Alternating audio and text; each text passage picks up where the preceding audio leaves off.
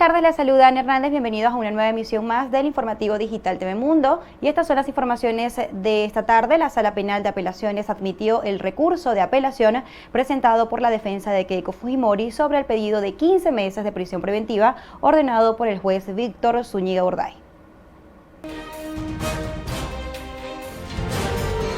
La segunda Sala Penal de Apelaciones admitió el recurso de apelación presentado por la defensa de Keiko Fujimori para revocar la medida de 15 meses de prisión preventiva impuesta por el juez Víctor Zúñiga Urday a la lideresa de Fuerza Popular.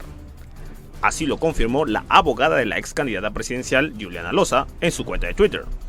Comunicamos a la opinión pública que se ha concedido el recurso de apelación a favor de Keiko. Esperamos que se eleve el incidente en el menor plazo posible. Debido proceso. Recordemos que el magistrado Zúñiga declaró el 28 de enero fundado el pedido de la Fiscalía para que Keiko Fujimori afronte su proceso por el caso Cócteles en prisión a la espera del inicio del juicio oral. Ese mismo día, la letrada Loza anunció que presentaría el recurso de apelación. Según la normativa del Poder Judicial, la apelación al fallo de un juez se puede presentar en un máximo de 3 días después de la audiencia.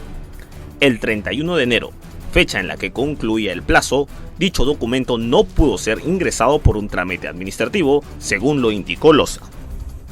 Por esas razones, el fiscal José Domingo Pérez pidió al magistrado que confirme la medida restrictiva al no presentarse un recurso para modificar la decisión.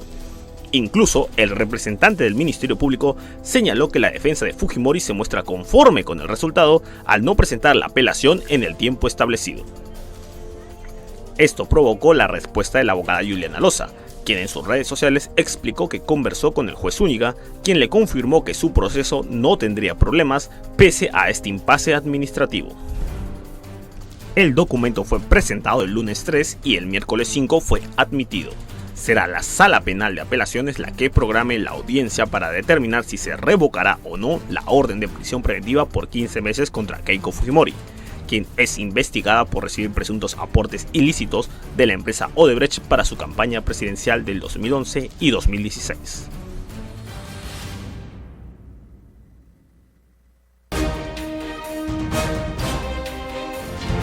Los abogados del partido Fuerza Popular pidieron que se investigue el origen del documento pericial incautado durante el allanamiento realizado por el fiscal José Domingo Pérez en el local partidario de Paseo Colón. En declaraciones a la prensa explicaron que no tuvieron acceso a dicho documento, sino que fue el fiscal Pérez Gómez quien tomó una foto y luego fue difundido en redes sociales.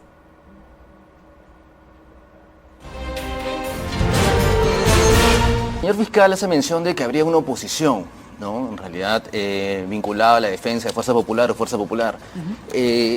Los requerimientos fiscales han sido atendidos por conducto regular. En el momento determinado, como es atendible por la norma, se ha pedido alguna vez alguna prórroga para presentar información. Y en el supuesto, en el caso que no se haya atendido un punto, hemos indicado y autorizado incluso al señor fiscal que puede requerir a la SUNAT cualquier tipo de documento. Y central es determinar cómo se realizó, en este caso, la identificación de este documento. Lo que no mencionó el señor fiscal es que de un momento a otro se realizó, él mismo ingresó directamente a una oficina, ¿no? Donde se brindaron todas las facilidades del caso, en principio dejar constancia de ese tema, en todo momento a las 40 o 50 personas que llegaron entre asistentes fiscales y policías, y bueno, enseñó un documento que aparentemente estaría en una caja. Enseñó, digo, porque no se nos permitió, eso está filmado, se puede corroborar, no se nos permitió directamente el ingreso, se tomó una fotografía y curiosamente a los 2 o 5 minutos empezó a salir por las redes sociales.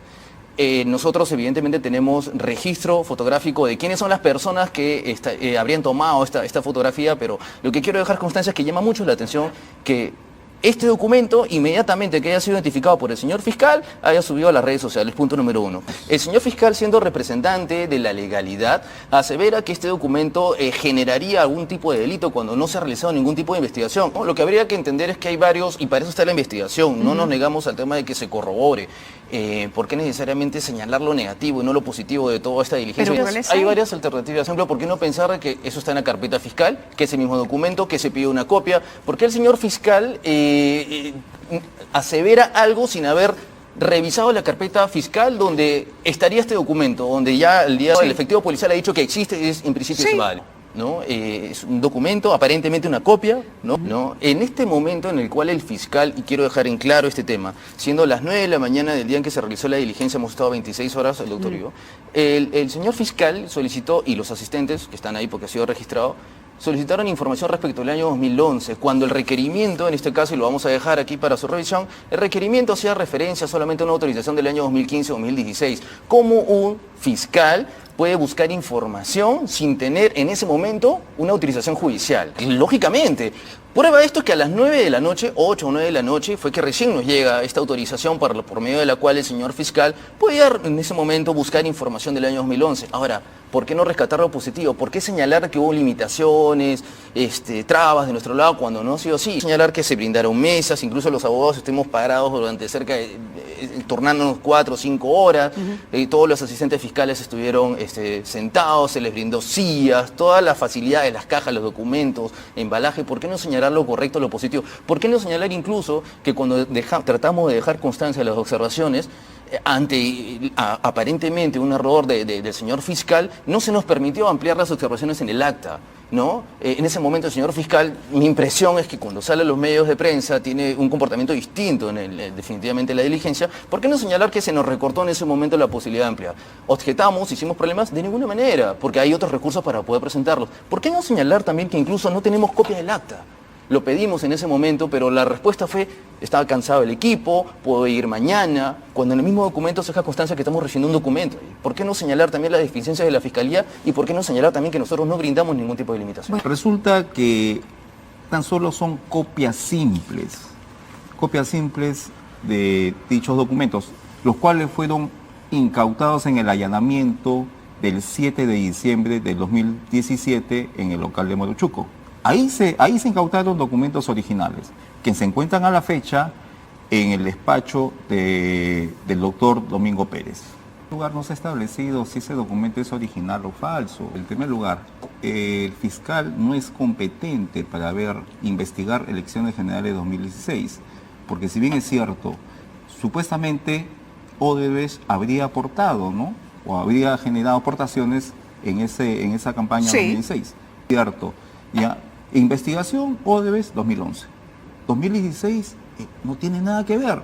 Pero se ha determinado si el dinero, o en el peor de los supuestos, es dinero lícito o ilícito. No se efectuó ninguna aportación hasta después de 2015.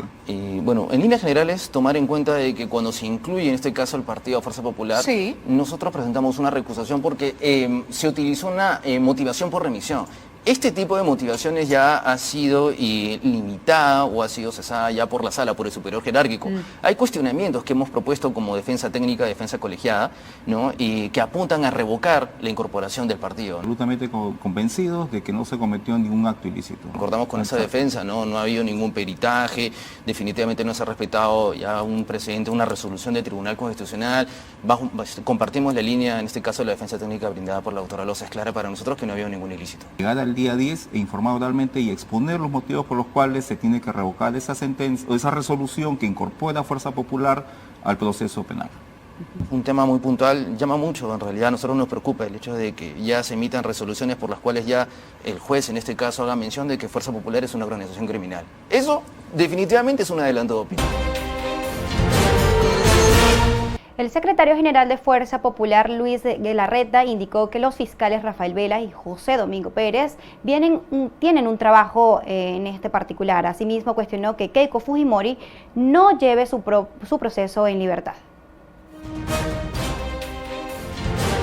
Porque hay que cuestionar es la actitud del fiscal Domingo Pérez y en general del equipo Lavallato, que no ha conseguido nada en Brasil, por lo menos hasta ahora. Se le ha pagado la millonada que se le ha pagado, no han traído nada nuevo, no hay ningún código nuevo. Finalmente hay creo que para la sensación de los peruanos solamente hay una obsesión y una persecución. Keiko Fujimori, Fuerza Popular. Keiko Fujimori 2 veces presa, eso es inaudito, Enrique, esto pasa a la historia, ¿no? Porque el Tribunal Constitucional saca un fallo que puede servir dependiendo si te gusta o no, pero si es a favor de Keiko vale para envolver pescado, o sea, es decir, el Estado de Derecho en el Perú no vale. 2 allanamientos, 2 prisiones preventivas, allanamientos cuando creo que es parte de yo le he visto esto como un show mediático que hace el fiscal, y lo he dicho también públicamente a la doctora Juliana Loza, que pida tal vez un examen psicológico porque hay una obsesión muy particular. Tú quieres llevarte algo que has encontrado y que parece que no lo vistes en la anterior oportunidad, es decir, hiciste mal tu anterior allanamiento o fue simplemente también para las cámaras y no sacaste lo que tenía que sacar porque han rebuscado en el año 2017, en diciembre, y llevaron todos los documentos. Entonces han encontrado documentos que muchos de ellos ya han estado en manos de la Fiscalía porque se le ha entregado, y sale a tratar de victimizarse, a decir que no le han querido colaborar. El Estado de Derecho justamente te dice que si usted quiere llevarse algo que está fuera del marco del orden del juez, tienes que pedir una ampliación. ¿Qué es lo que Claro, ha realizado pero no salir a hacer su show mediático, no me han querido apoyar, no, acá hay que respetar el Estado de Derecho. Si ellos hacen lo que le da la gana en el Perú, porque hacen lo que le da la gana, no quiere decir que todos se lo van a aceptar. Entonces, estamos en una situación bastante indignados, de un silencio, felizmente no de todos. Yo creo que ya la gente se está dando cuenta que el caso de Keiko Fujimori es persecución política pura, como lo ha dicho ahí en su video, de gente que está interesada, que esté presa. Lamento que algunos líderes políticos guarden cierto silencio, porque claro, que la líder de la oposición, la candidata del fujimorismo, ¿no es cierto?, a la presidencia de la República, nata, obviamente, ¿no?, esté en prisión, claro, le conviene a todos los líderes políticos, por eso que ellos, como no los tocan, no hablan. Pero que el fallo del tribunal no valga, que el juez haya sacado una resolución que yo lo estuve revisando la vez pasada con Keiko Fujimori, fui a visitarla el día miércoles, creo que fue, bastante tiempo, y los argumentos, la verdad, eran lamentables. Es decir, señor televidente, por si acaso usted tiene un juicio y usted tiene una casa alquilada, se va preso, porque según el juez no hay arraigo domiciliario porque ella debió comprar una casa con la plata que tiene, no alquilarla. Desde Mario Vargas Llosa hasta la fecha de hoy, millonarios, gente decente, empresarios que no querían aparecer porque tenían miedo en un momento que gane el otro, aportaban plata. ¿Que está bien? No, está mal. Pero por eso hay normas mucho mejor en Estados Unidos que se transparentan. Acá se han ido al extremo, a donde quiere la izquierda, que no haya financiamiento ni aporte de ningún partido, al contrario, privado. Yo creo que aquí los empresarios o cualquier pequeño, mediano, gran empresario deben decir, si este partido apuesta por la economía libre, en contra del aborto o a favor del aborto, cada uno puede definir. Pero entonces están mezclando un hecho de aportes que son un delito legales, administrativo, una falta administrativa, y que son fuentes legales para tratar de satanizar o de vender la idea. Oye, si sabía el otro. Así no funciona. Ahora, ¿sabes lo que ha dicho juez? Y termino con esto para que veas cómo especula. Keiko no ha sido gobierno, Keiko no ha dado peaje, no ha dado obra. ¿Cuál es el delito que Keiko esté presa por algo que nunca ha cometido? Hemos tenido tiempo de hacer una explicación específica porque quien maneja obviamente los fondos del partido tendrá que en su momento explicar. El propio Jaime Yoshiyama, yo sé que él siempre decía que había fondos de empresarios privados que no habían querido dar su nombre, porque lo voy a repetir, y no estoy diciendo que esté bien. ¿Ya? Desde Toledo, ¿cuánto ayudó el señor que tenía su empresa de helicópteros, que después fue presidente del Consejo de Ministros? Plata. El señor Nobel, Vargas Llosa, plata en mano. Entonces, que terminaban en los medios de comunicación. No estoy diciendo que esté bien, y tampoco estoy consolándome con otros que estén mal. Lo que estoy diciendo es que solo a Fuerza Popular, solo al fujimorismo, una acción que es común en campañas presidenciales y que entra un montón de financiamiento, que se va, por ejemplo, en combustibles, 80.000 mesas, Enrique, 30 soles por personero. Y por eso tú haces una relación razonable, porque es un tipo inteligente y dice, no, pero mira, pues si hay esta plata privada, porque lo han trabajado de esa manera y desgraciadamente el juez, el fiscal, eso es su función pues de armar todo, se llama un muñeco legal, ¿no? El juez ha debido ponderar, pero decir que no tiene arraigo porque no tiene domicilio, o porque alquila una casa, o mezclar los temas privados que son legales con los temas que están por debatir, cuando el señor Barata nunca mencionaba a Keiko. Pero además, Enrique, el Tribunal Constitucional le dio libertad y a partir de ahí lo que se tenía que haber evaluado en el caso que se había evaluado, porque yo creo que ni siquiera se debió tocar, son hechos nuevos. Te demuestra que en otros casos que ella ha aceptado, todo el mundo ha dicho, sí, yo conversé con tal persona, que son 2 personas o 3 empresarios. En el otro caso siempre lo ha negado y el mismo señor Barata nunca lo ha mencionado. No hay un solo testigo de los que han de alguna manera simulado aportes, que lo deben haber hecho todos los partidos, insisto, que no está bien, pero lo deben haber hecho todos los partidos, pues solo Fuerza Popular lo cuestiona. Muy bien, avanzamos con más información. La constructora brasileña Odebrecht interpuso una demanda ante el Tribunal Arbitral del Banco Mundial contra el Estado peruano por el gasoducto sur peruano, un proyecto de más de 7.000 millones de dólares que se encuentra paralizado hace más de 4 años. El portal web del Centro Internacional de Arreglo de Diferencias Relativas a Inversiones se consigna que la demanda de la constructora involucrada en la trama de corrupción del caso Lava Jato fue recibida el martes 4 de febrero. Ahora el Tribunal Arbitral del Banco Mundial deberá revisar la demanda interpuesta contra el Ministerio de Economía y Finanzas para definir si la acepta o la rechaza. Pero no es la primera vez que Odebrecht se lleva al Estado peruano a un arbitraje por este proyecto. Hace más de 3 años, el grupo brasileño planteó una demanda contra el Perú a través de sus subsidiarias Odebrecht Latinvex y Odebrecht Latin Finance. En este caso, invocando el tratado bilateral de inversión vigente entre el Perú y el Gran Ducado de Luxemburgo, lugar de constitución de ambas firmas subsidiarias. Esta demanda ante el CIADI se da en medio de un acuerdo de colaboración eficaz entre la constructora brasileña y la justicia peruana, que incluso permitió que el Perú libere 438 millones a favor de Odebrecht por la venta de la hidroeléctrica de Xaglac. El gasoducto del sur consistía en el tendido de más de 1.000 kilómetros de tuberías que debían partir del yacimiento de Camisea, en la selva del Cusco, y cruzar la compleja geografía de los Andes para desembocar en la costa pacífica. La concepción de la obra en junio del 2014, durante el gobierno del expresidente Ollanta Humala, fue muy cuestionada. En esta oportunidad compitió un único postor, un consorcio conformado por Odebrecht y la española Engas, a las que luego se le sumó la constructora Graña y Montenegro. Bien, seguimos con más información. Al respecto, el presidente del Consejo de Ministros, Vicente Ceballos, sostuvo que es irónico que la constructora brasileña Odebrecht acuda a un arbitraje contra el Estado peruano, pese a las evidencias de corrupción que existen en su contra.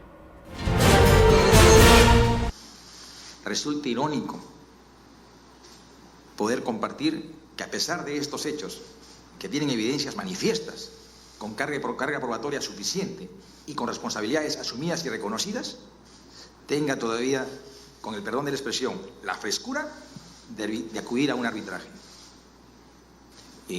Esta demanda todavía está en la condición de pendiente, es decir, no ha sido notificada al gobierno peruano aún. Y por esta misma información tenemos conocimiento que asciende a la suma de 1.200 millones de soles. Y los dos argumentos centrales que es necesario precisarlos y aclararlos son una cancelación arbitraria del contrato o del proyecto, y lo segundo, un marco legal predeterminado para evitar que avance el proyecto. Y es necesario aclararlo, decía. En lo que respecta a la cancelación arbitraria, no pasemos por alto que el gobierno se vio obligado a tomar una decisión con precisión el 24 de enero de 2017. ¿Por qué? Porque el consorcio del cual es parte Odebrecht no alcanzó al cierre financiero. O sea, fue una responsabilidad directa de dicho consorcio o de dichas empresas que integraban este consorcio. Y a consecuencia de ello, obviamente, el gobierno peruano, de acuerdo a lo que preveía en los términos contractuales, tenía la potestad, como efectivamente lo hizo, de ejecutar la carta fianza. Y lo segundo, cuando se alega de un marco legal, todo Estado, y no tenía por qué ser menos el Estado peruano, tiene legítimo derecho a defender sus intereses ante graves contravenciones cuando sobrevenen aún más por actos de corrupción. Este es un Estado soberano y tiene el deber de defender sus intereses. Lo primero, tenemos información de que la empresa se hubiera dirigido al señor fiscal Rafael Vela, dando cuenta de que esta es meramente una cuestión formal. Esperemos que quede en eso, en lo formal. Y lo segundo, lo que ha dicho el propio fiscal Rafael Vela, Graña y Montero. O sea, el consorcio Gasoducto Subperuano tiene 3 integrantes: Odebrecht, Enagás y Graña y Montero. Y Graña y Montero ha asumido responsabilidad. Y el estado situacional de las investigaciones de orden procesal penal que se viene siguiendo dentro de la autonomía y discrecionalidad que tienen los fueros judiciales, y se llama Ministerio Público Poder Judicial, están poniendo de manifiesto, con evidencias concretas, de graves hechos de corrupción. El fiscal supremo Tomás Gálvez pidió hoy nuevamente a la titular del Ministerio Público, Zoraida Ábalos, que evalúe el retiro de los fiscales Rafael Vela y José Domingo Pérez del equipo especial Lavajato, a quienes acusa de ser operadores de Odebrecht. Es suscrito con Odebrecht. Lamentablemente, estos señores no acudieron, se pusieron por encima de la Junta, por encima de todo, asumiendo que ellos son la ley, pueden modificar la Constitución, los convenios internacionales, y nadie dice nada. Y como cuenta con el apoyo de la prensa mediática, obviamente ellos se sienten héroes, ídolos de barro. Entonces nunca fueron. Las irregularidades que se detectaron en ese momento y que se pidió una explicación fueron precisamente, en primer lugar, que suscribieron un acuerdo progresivo. ¿Qué significa eso? Que la Fiscalía les dio todos los beneficios, absolutamente todos los que se le puede dar conforme a ley, les dieron.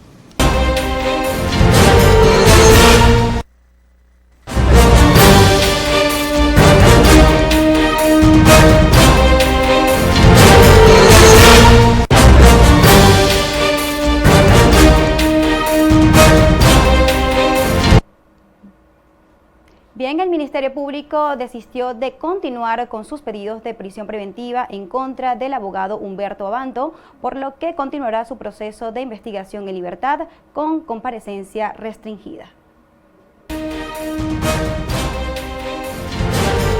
Se resuelve declarar fundado el existimiento del recurso impugnatorio formulado por el representante del Ministerio Público contra la resolución número 03 de fecha 27 de diciembre de 2019 y en consecuencia se declara firme la resolución emitida por el juez de investigación preparatoria en los términos que han sido expresados. La Fiscalía desistió en su pedido de prisión preventiva en contra del abogado Humberto Abanto, quien se encuentra actualmente investigado por presuntamente favorecer a la empresa Odebrecht en diversos arbitrajes con el Estado peruano. En la audiencia en donde la Sala Penal de Apelaciones tenía que evaluar la solicitud del Ministerio Público, el representante de la Fiscalía, Oliver Chávez, anunció que ya no iban a continuar con el pedido, pues el letrado no volvió a incurrir en el incumplimiento de reglas luego de que se conversó con él. En primera instancia, el fiscal Hamilton Castro formuló la solicitud de prisión preventiva por considerar que las entrevistas y declaraciones en medios de comunicación que otorgaba Humberto Abanto incumplían con el reglamento que el Poder Judicial interpuso mientras se encuentra en fase de investigación preparatoria. Debido al retiro en la solicitud del Ministerio Público, los magistrados a cargo confirmaron la medida de comparecencia restringida en contra del exabogado de Jorge Yoshiyama, lo que significa que se mantendrá en libertad, aunque tendrá que cumplir ciertas condiciones. Al respecto, Humberto Abanto, quien ejerció la autodefensa, manifestó que bajo su punto de vista no infringió ninguna regla y pidió que se le explique por qué casos específicos se le acusa. Sin embargo, el juez desestimó tal requerimiento. Y yo no he infringido su regla de conducta. O sea, hay dos bases aquí en su desistimiento. Dice, me desisto porque no se le ha notificado previamente. Pero sostengo que el señor infringió la regla de conducta. Y yo no he infringido la regla de conducta. Esto de acá es cierto y lo argumenté en primera instancia y el juez no lo estimó, consideró que, dado que el propio mandato de la sala decía que era bajo apercibimiento de revocarse la comparecencia y sustituirla por la prisión preventiva, no había necesidad de un requerimiento previo. Ese extremo fue resuelto por el juez y era parte de la discusión aquí. Pero el otro extremo que dice el señor fiscal yo no lo puedo aceptar, porque yo no he dado ninguna información, señoría, salvo comentar las informaciones que fueron entregadas en audiencias públicas por el Ministerio Público. No hay una sola frase mía que haya entregado información, como dice el señor fiscal equivocadamente, información sensible sobre la investigación, salvo que esté imputando al fiscal inferior el haber liberado información sensible en audiencias públicas. Recordemos que el abogado cumplió con una primera orden de prisión preventiva desde noviembre del año pasado, aunque luego fue liberado debido a que el Poder Judicial revocó su medida restrictiva y tras el pago de una caución. Humberto Abanto y otros 18 letrados son investigados por presuntamente favorecer a la empresa Odebrecht en 26 lauros arbitrales con el Estado.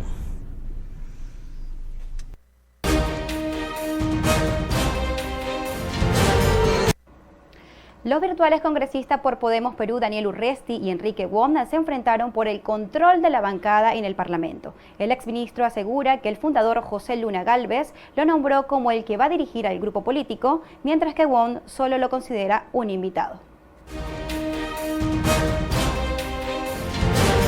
La bancada de Podemos Perú por ningún motivo blindará al señor Luna Gálvez.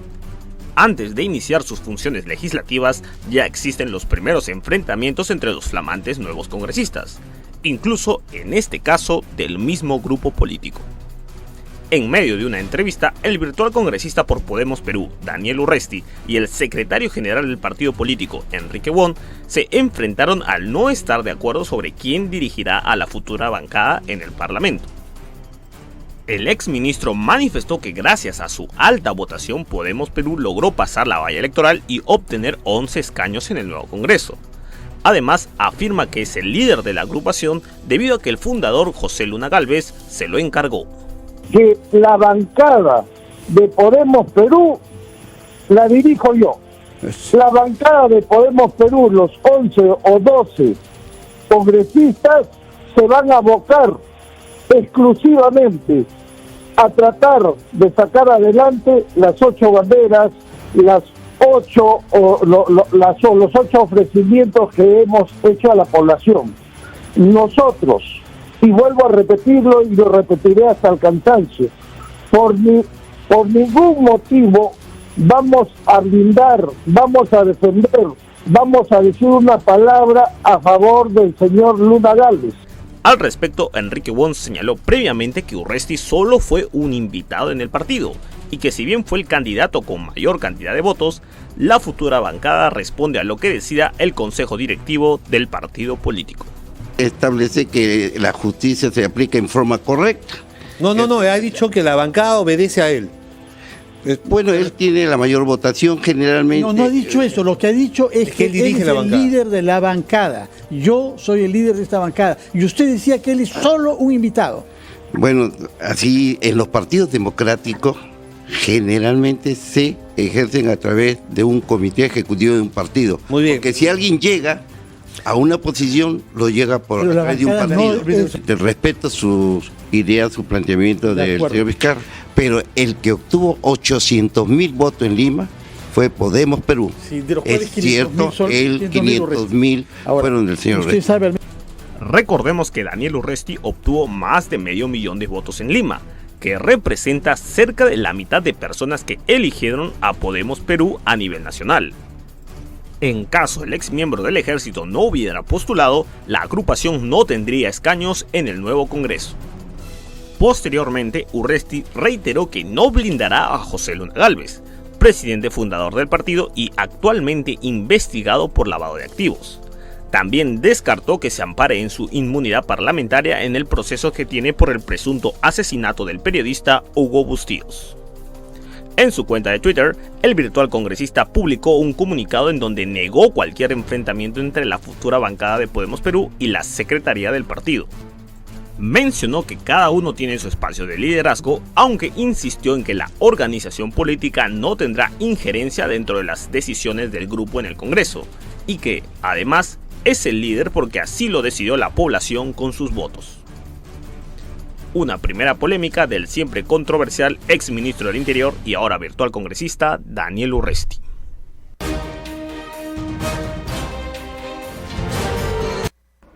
Bien, cambiamos de tema. La ministra de Salud, Elizabeth Nostroza, informó que 15 de los heridos por la deflagración en Villa El Salvador permanecen internados en distintos hospitales de Lima.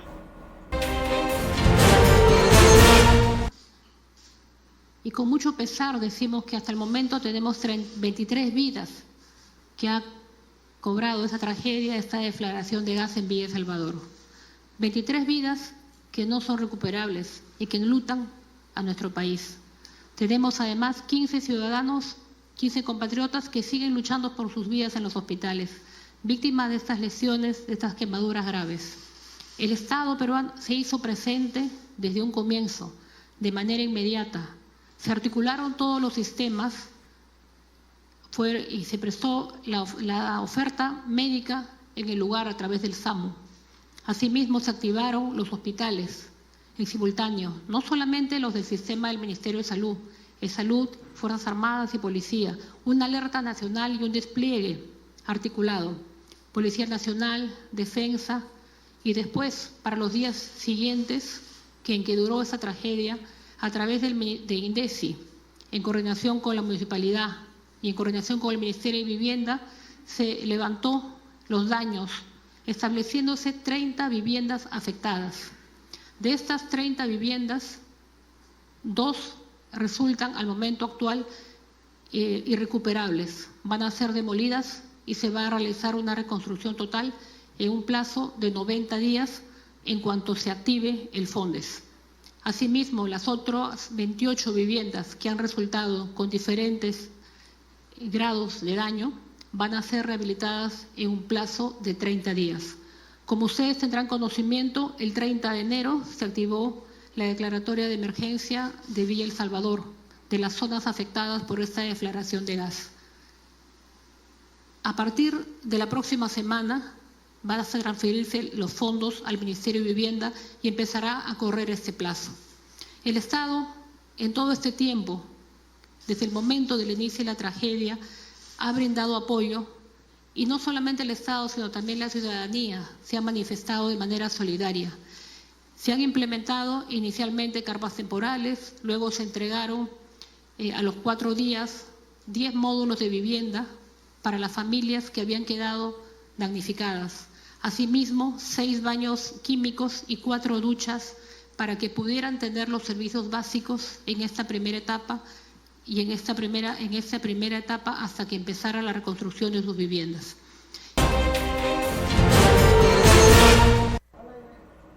Y esta madrugada, agentes de la Policía Nacional, en coordinación con representantes del Ministerio Público, capturaron al alcalde de Punta Negra, José Delgado Heredia, y a 10 funcionarios de este municipio en un mega operativo. Delgado Heredia es indicado como cabecilla de la organización criminal La Jauría del Sur, dedicada al tráfico de terrenos, usurpaciones, entre otros, informó a RPP Noticias el fiscal superior Omar Tello Rosales, que encabezó en la diligencia. Según la investigación que inició en abril del 2019, la organización creaba asociaciones con la supuesta necesidad de tener una vivienda y tomaban posesión de terrenos en la jurisdicción. Luego, esto era legitimado por los funcionarios, detalló el fiscal Telo. Sin embargo, la Jauría del Sur también se apropiaba de dinero del Estado creando servicios fantasmas, compras y servicios sobrevalorados, entre otras modalidades de corrupción. Y esta tarde el Ministerio del Interior, Carlos Moral, se pronunció sobre esta intervención. Escuchemos. La Policía Especializada, con la Fiscalía Especializada en Delitos de Corrupción, ha intervenido en la madrugada de hoy al alcalde de Punta Negra y a 10 personas más, entre ellas 4 gerentes de ese gobierno local, un juez de paz y 2 funcionarios policiales en actividad. Uno de ellos, de grado de coronel, que el año 2019 era jefe precisamente de las comisarías del sur de Lima, y el otro desempeñaba el cargo de comisario de Punta Negra. Con esto estamos demostrando como gobierno de que no nos vamos a detener enfrentando a la corrupción en todas sus modalidades. No haremos espíritu de cuerpo para proteger conductas delictivas. Se han intervenido 34 inmuebles, entre domicilios, locales policiales, locales de juez de paz, y se han decomisado, incautado documentación, enseres, celulares, armas, que son materia de un análisis investigativo. La Policía Nacional ratifica una vez más su compromiso de luchar denodadamente enfrentando al flagelo de la corrupción. Se harán más intervenciones en lo que dura este año. Hay investigaciones reservadas que por su propia naturaleza implican un manejo reservado y prudente. Los detenidos están privados de su libertad por un mandato de un juez natural por 10 días. De ahí el fiscal merituará con los elementos probatorios suficientes para hacer la denuncia respectiva.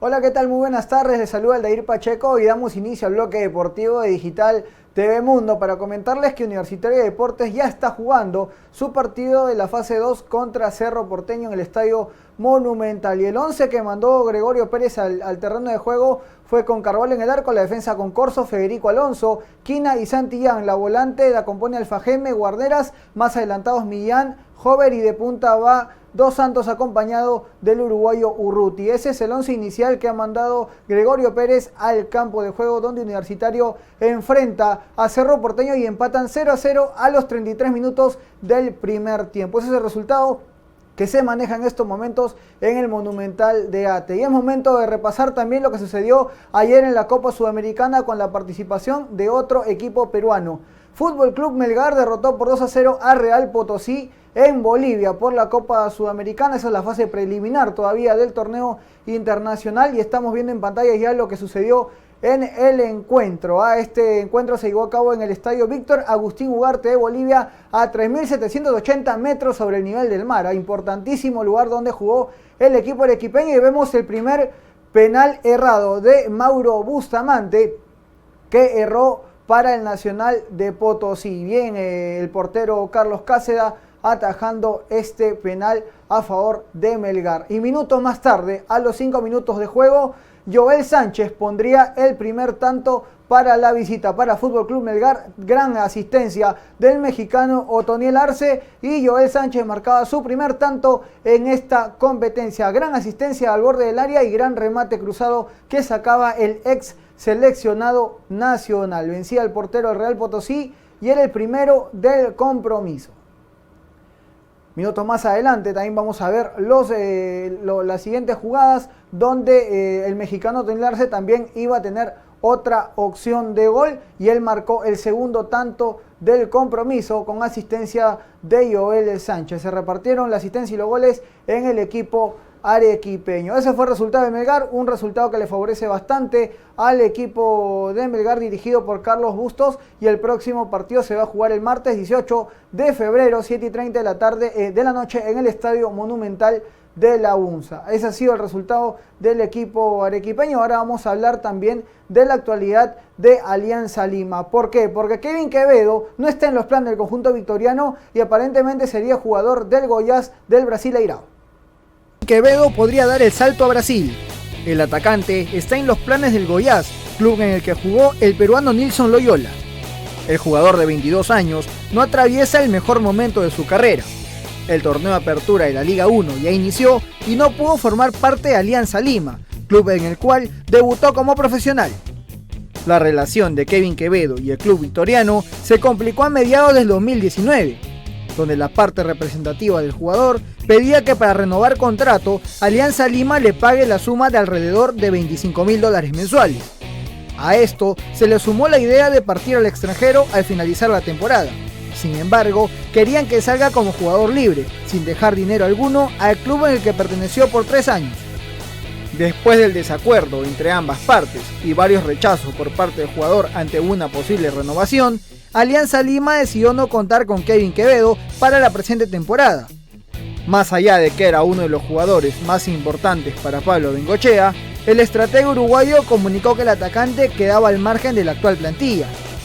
Ante la duda de saber qué va a pasar con la carrera de Quevedo, desde Brasil llega la información de que hay negociaciones de por medio con el club Goiás, que disputa el Brasileirao y jugará la Copa Sudamericana. Cabe resaltar que en algún momento Fluminense estuvo interesado en contratar al atacante. Sin embargo, se decidió comprar un porcentaje del pase de Fernando Pacheco, ex Sporting Cristal. Bien, ahí está la información sobre Kevin Quevedo, que no forma parte ya de Alianza Lima y estaría dando el salto al fútbol brasileño. Le convendría bastante al atacante nacional pues cambiar de rumbo, cambiar de aire, va a ser importante si es que él quiere llegar también a la selección peruana y bueno, mantenerse en un nivel en el cual lo mostró a mediados del año pasado hasta fin de temporada con el conjunto blanquiazul, pero la serie de irregularidades y falta de responsabilidad por parte de Kevin Quevedo pues le trajo consecuencias negativas. Y hablando de un jugador polémico, es momento de hablar de otro seleccionado nacional o que por el momento todavía sigue manteniendo su plaza en el equipo de Ricardo Gareca. Cristian Cueva sería jugador del Pachuca de México. Hay problemas con el Santos de Brasil, el jugador se ha retirado del equipo y él menciona pues que es por un incumplimiento de contrato por parte del equipo brasileño. No se le ha pagado una suma importante de dinero por el tema de imagen, de un tema de contrato de imagen, pero asegura el club que no es así, que sí se le ha pagado todo y ellos están reclamando que Cueva no ha cumplido el contrato. Por ahí una serie de idas y vueltas, pero vamos a ver qué va a pasar con el volante nacional. Su esposa en redes sociales publicó una imagen, una historia donde están en México y se ve pues el logo del equipo mexicano, el Pachuca. Bastantes rumores sobre Cristian Cueva y su llegada otra vez al fútbol brasileño. Recordemos que estuvo en el Toluca en algún momento y vamos a ver si es que lo podemos ver de nuevo en la Liga Mexicana y sobre todo que tenga minutos para que llegue bien a la consideración de Ricardo Gareca para estas eliminatorias que empiezan en el mes de marzo. Esperemos que el tema de Cueva sea solucionado a la brevedad y lo veamos también con nueva camiseta y si es posible en el Pachuca de México. Y cambiando de información, nos vamos a ir al ámbito internacional, seguimos hablando del fútbol, porque Lionel Messi se ha peleado y se ha distanciado con Eric Abidal, dirigente deportivo del club catalán, y esto se debe también a la llegada del nuevo entrenador Quique Setién. Tras la destitución de Ernesto Valverde del cuadro catalán, pues los jugadores no lo han tomado bien y eso se ha visto en la interna. Pero creo que más allá de eso no ha debido revelarse la situación dentro de los jugadores del Barcelona. Del camarín para adentro, de ahí no tiene que salir nada y eso ha sido el error que ha cometido Eric Abidal. Bartomeu, el presidente del club culé, mencionó que podía ser retirado de su puesto Eric Abidal, pero en la tarde confirmó que no iba a ser así. Va a quedarse Eric Abidal, pero lo que están buscando ahora es que el francés se disculpe con la plantilla actual, que hable bien con Messi y que se pueda solucionar el asunto, ya que el argentino está pensando dejar el Barcelona. Es lo que se maneja hasta el momento, solo son rumores, solo son especulaciones, pero esperemos que por el bien del Barcelona, tanto para los torneos internacionales como la Champions y por la Liga Española, pueda mejorar y conseguir resultados y darle el fútbol que alguna vez mostró cuando estuvo Pep Guardiola como entrenador del conjunto culé. Así que esa es la información que se maneja respecto al Barcelona de España. Y con la información de Messi, la información de Universitario de Deportes que viene empatando 0-0 contra Cerro Porteño en el Monumental de Ate, nosotros tenemos que ir cerrando el bloque deportivo, no sin antes comentarles que nos puede seguir en nuestras redes sociales como Digital TV Mundo. Siga manteniéndose informado aquí en el informativo.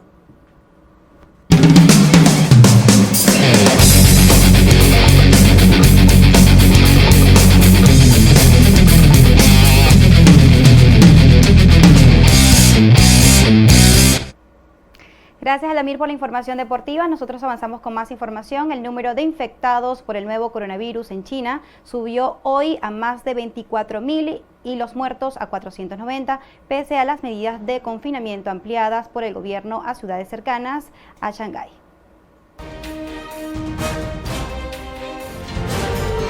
El número de casos de coronavirus aumenta en China. Según nuevas cifras del martes, los muertos eran ya 490 y las personas infectadas sumaban más de 24.000 pese a las medidas de confinamiento ampliadas por el gobierno. A los más de 56 millones de personas confinadas en la provincia de Hubei se suman desde el martes millones de regiones cercanas a Shanghái, corazón económico del gigante asiático. En Hong Kong se informó el martes del fallecimiento de un hombre de 39 años que estuvo en Wuhan. Es el segundo deceso fuera del territorio continental chino. Hong Kong ha tomado medidas extremas para impedir el contagio y solo dejó abiertos 2 puentes de paso terrestre con la China continental. Varios países han repatriado a sus ciudadanos desde China. Este martes se confirmó en Bruselas el primer caso de coronavirus en uno de ellos. Japón, que repatrió a unos 500 connacionales, puso en cuarentena el crucero Diamond Princess en el puerto de Yokohama para verificar la salud de 3.711 personas a bordo después que un viajero que desembarcó en Hong Kong resultó estar contaminado. Por el momento halló 10 pasajeros infectados. Singapur, Malasia y Tailandia informaron de nuevos casos de contagios locales, es decir, de personas que no han estado en China. Estados Unidos, Australia, Nueva Zelanda, Israel, Guatemala y El Salvador, entre otros, prohibieron la visita de extranjeros si estuvieron en China recientemente y advirtieron a sus propios ciudadanos de evitar viajes a territorio chino. Científicos de todo el mundo investigan para encontrar un tratamiento para el nuevo coronavirus y prueban la eficacia de medicamentos contra la gripe y antirretrovirales suministrados a enfermos de SIDA, pero advierten que el hallazgo de un remedio eficaz podría llevar años.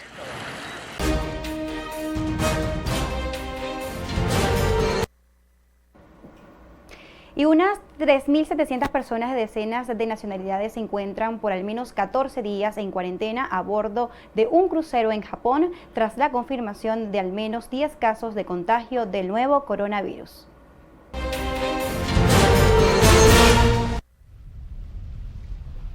Cuarentena por al menos 14 días para 3.700 personas a bordo de un crucero en Japón.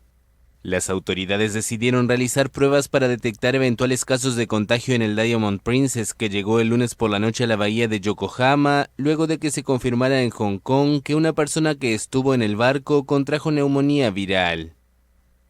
Es solo un crucero extendido por 2 semanas, pero no será un crucero de lujo, será como una prisión flotante.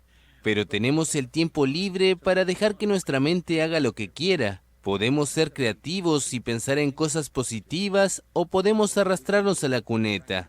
Ciertamente no haremos eso.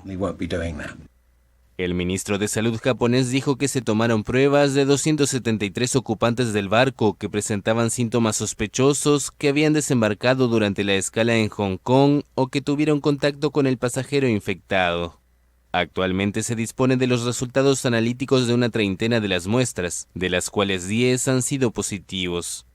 Estas personas fueron desembarcadas el miércoles temprano y enviadas a centros médicos.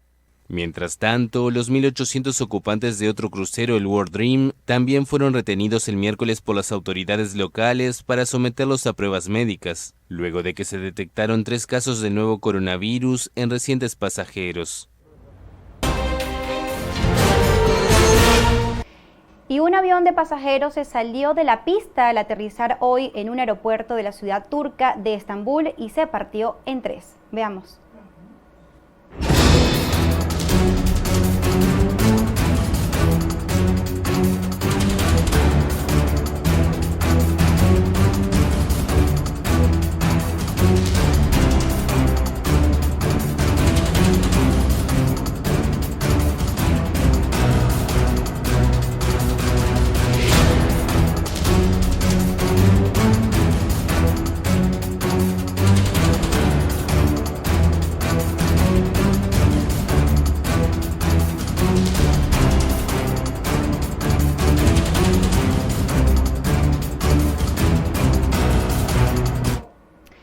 Y el presidente de los Estados Unidos, Donald Trump, fue absuelto hoy por el Senado de Estados Unidos, de mayoría republicana, de los cargos de abuso de poder y obstrucción al Congreso en el juicio político contra él por presiones a Ucrania. El presidente de Estados Unidos, Donald Trump, fue absuelto este miércoles por el Senado de Estados Unidos, de mayoría republicana, de los cargos de abuso de poder y obstrucción al Congreso en el juicio político contra él por presiones a Ucrania. Los senadores que han hecho de jurado en el proceso votaron primero sobre el cargo de abuso de poder.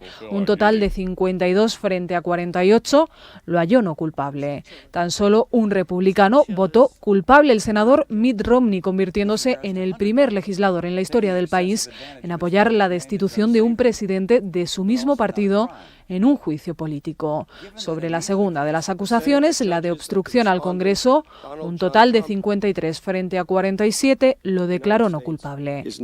Para que el proceso de destitución del presidente saliera adelante era necesario el respaldo de 2/3 de la Cámara a alguno de los 2 cargos políticos. Según la oposición demócrata, Trump condicionó la entrega de casi $400 millones en ayuda a Ucrania y también también la programación de una reunión con su homólogo Vladimir Zelensky en la Casa Blanca, a su exigencia de que Kiev anunciara que planeaba investigar a Joe Biden, actual precandidato demócrata a las elecciones presidenciales de este año. Muy bien, y con esta información culminamos el informativo de Digital TV Mundo. Será hasta una próxima emisión. Hasta mañana.